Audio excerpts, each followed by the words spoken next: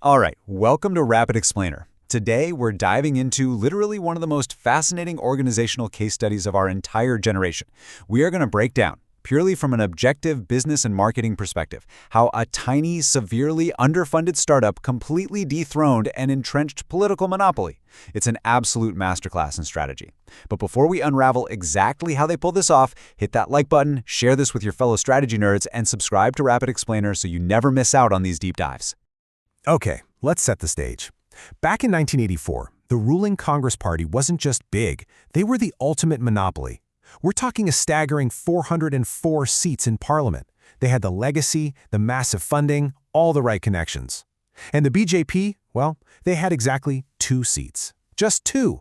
They were essentially a garage startup with a handful of believers, virtually zero power, and honestly, no real track record. So you have to ask, how on earth do you bridge a gap of 402 seats? You do it with a flawless playbook, the secret weapon that transformed them from a total non-factor into an unstoppable juggernaut is something we call the SAP framework. It's built on 3 very distinct pillars: sentiment identification, amplification, and the proposition of a revolution. This right here is the exact architecture they use to completely hijack and rewire the political market. Now listen. Any good business strategist knows that before a startup can disrupt a market, the market conditions actually have to be right. And India in the 1970s, it was a timeline of absolute chaos. In 71, you had the Bangladesh Liberation War, which brought massive economic strain. Then in 73, a global oil shock spiked prices by 300%. But the real breaking point was 1975. Prime Minister Indira Gandhi declared a 21-month emergency. Civil rights were suspended, and over 140,000 people, activists, political opponents, were just arrested. The market wasn't just volatile, it was primed for a completely new product. To put that volatility into perspective, just look at this number, 25%. That was the inflation rate hitting the country in 1974. Agriculture was failing, and India was literally relying on grain imports. When inflation hits 25%, you're dealing with a population that is both hungry and incredibly angry. And historically speaking, a hungry, angry customer base is a market begging for radical change. And right when the market was desperate for a change, the ruling monopoly started alienating its own core base through a string of massive PR disasters in the mid-80s under Rajiv Gandhi. First, you had the horrific 1984 Bhopal gas tragedy, where an American CEO was actually granted bail and allowed to flee the country just hours after a toxic leak killed thousands. Next up, the Bofors corruption scandal hitting the Prime Minister's office, and finally the 1986 Shah Bano case, where the government actually bypassed a Supreme Court ruling to restrict a Muslim woman's right to alimony. That specific move managed to simultaneously alienate women and deeply frustrate the Hindu majority. Section 1. Sentiment. Identifying the market. So, the S&R framework is all about how the BJP brilliantly analyzed demographic data to find their ideal audience. The old political strategy was super traditional. Divide the 687 million-strong Hindu majority by caste and then micro-target specific communities to piece together a win. It was a strategy of pure division. But the BJP? They looked at the board and flipped it completely. They realized that if they could smash through those caste divisions and unite those 687 million people around a shared sentiment, specifically nationalism and Hindu identity, they wouldn't just win, they would become totally unbeatable. Section 2. Amplification. Scaling the message. Now you have the sentiment, but how do you scale it? You need massive, real-world marketing campaigns. And I'm not talking about standard TV ads here. The BJP executed monumental physical campaigns. They launched the Rath Yatra to Ayodhya, which amplified the goal of rebuilding the Ram Mandir to millions. They followed that up with the Ekta Yatra, starting way down in Kanyakumari and traveling all the way up to hoist the Indian tricolor in Srinagar, Kashmir, right in the middle of peak terrorist activity. These weren't just rallies. They were masterfully executed physical activations that broadcasted their core message of fierce nationalism directly to the consumer. But let's be real, you cannot execute marketing at that scale without top-tier personnel. Every great brand needs an incredible HR department. For the BJP, their ideological parent organization, the RSS, acted as this spotless, behind-the-scenes HR powerhouse. For decades, they quietly scouted, trained, and nurtured generational talent. They found guys like Atal Bihari Vajpayee, Narendra Modi, and Amit Shah. It was the perfect pairing, an incredibly resonant message combined with the exact visionary leaders needed to actually pull it off. Section 3. Proposition. Promising a revolution. Which brings us to the final piece of the SAP puzzle. By the 1990s, the BJP had crystallized their pitch into 3 very clear, very revolutionary promises. 1. Justice for the Ram Mandir. 2. A completely corruption-free India. And 3. Strict, unapologetic national security against separatist forces. This value proposition was so incredibly compelling that it successfully propelled Atal Bihari Vajpayee into the prime minister's seat in the late 90s. The startup had finally become the biggest player in the room. But as we all know, a value proposition is completely useless if you don't actually deliver the product.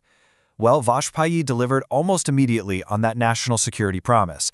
In 1998, mere months into his term, India conducted the Pokhran nuclear tests.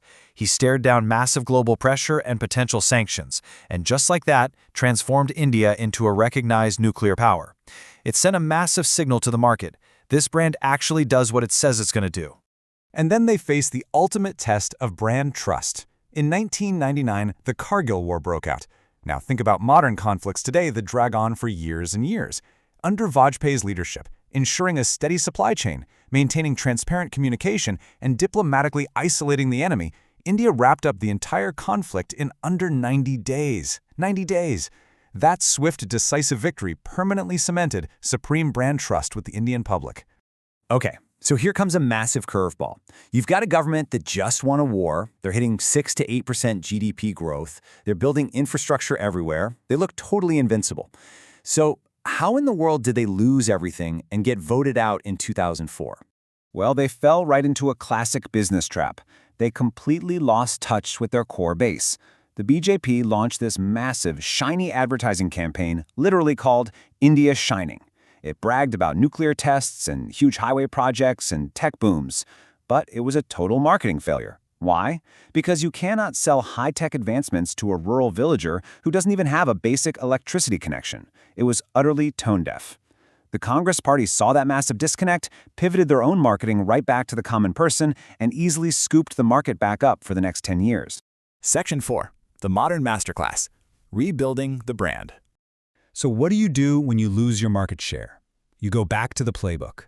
Fast forward to 2014, and the BJP rolled out a hyper-aggressive, modernized reboot of the exact same SAP framework. The sentiment?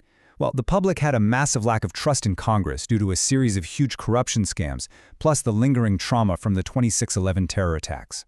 The amplification? Relentlessly attacking black money and crony capitalism. And the proposition? Narendra Modi stepping up and promising to take the explosive, rapid economic growth he had engineered in his home state of Gujarat and scaling it across the entire country. And they learned their lesson from 2004. The modern BJP knows they have to constantly fulfill their promises to keep their dominance. Over the last decade, it's been a systematic checking off of massive, historic items on their to-do list. The abrogation of Article 370? Done. The actual physical construction of the Ram Mandir? Done. Rolling out national infrastructure at a record pace? Done. They made absolutely sure to back up their high-flying marketing with highly visible, tangible deliverables. Which leads us to right now, $7 trillion. That massive figure is the BJP's ultimate modern proposition. They are pitching the vision of turning the Indian economy into a $7 trillion global superpower. It is a wildly bold promise, but it's strategically designed to unite an incredibly diverse, massive demographic under one big umbrella of profound economic ambition. Section 5. Lessons for the future. So what are the core business takeaways from all of this? First, you have to keep your ears to the ground. The literal second you ignore the everyday struggles of your consumer, like the India Shining campaign did, you will lose your market. Second, true brand building takes decades. The BJP spent 40 years slowly, methodically building their brand identity. It's the ultimate definition of playing the long game. And third, marketing requires a great product. You can run the most brilliant campaigns in the world, but eventually you have to back it all up with actual execution. So as we watch this unprecedented political startup navigate its third consecutive term, it really leaves us with one major, provocative question. Will this masterful strategic architecture actually succeed in taking India to the #2 global spot? Or is it possible they might become, just like the monopoly they originally replaced, way too big to handle their own success? We are definitely going to be keeping a close eye on it. Thank you so much for joining me today. If you love this breakdown, please hit that like button, share this explainer with your network, and absolutely subscribe to Rapid Explainer for more incredible deep dives into the hidden strategies shaping our world. See you guys next time.